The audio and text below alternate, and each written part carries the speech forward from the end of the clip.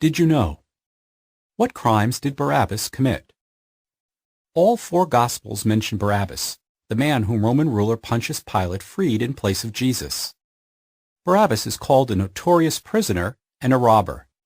Matthew 27:16 and John 18:40. He was in Roman custody in Jerusalem with the seditionists, who in their sedition had committed murder. Mark 15:7. Although no secular evidence of Barabbas' crimes exists, the fact that he is grouped with the seditionists leads some scholars to associate him with subversive groups active in first-century Israel. Historian Flavius Josephus records that bands of outlaws figured prominently in the social struggles of the day.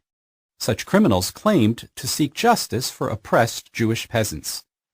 The rebellion against the perceived injustices of the Romans and of the Jewish nobility reached epidemic proportions by the middle of the 1st century CE. Bands of outlaws later made up a large part of the Jewish forces that chased the Romans from Judea in 66 CE.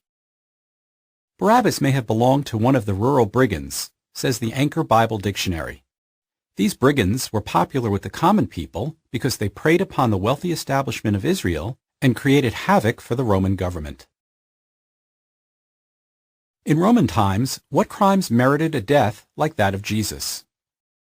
The means that the Romans used to punish subversives, outlaws, and other rebels was to fasten them to an instrument of torture and leave them there to die. This punishment was considered the worst form of death possible. It was public, demeaning, and painful, says the book Palestine in the Time of Jesus, and it was designed to strike fear into the hearts of any who would dare pose a threat to the status quo. One Roman writer in ancient times noted regarding the execution of criminals, "The most crowded roads are chosen, where the most people can see and be moved by this fear." According to Josephus, one prisoner of war captured by Titus troops during the siege of Jerusalem in 70 CE was executed in this manner before the city walls in an attempt to intimidate the defenders into submission. When the city finally fell, many others met the same death.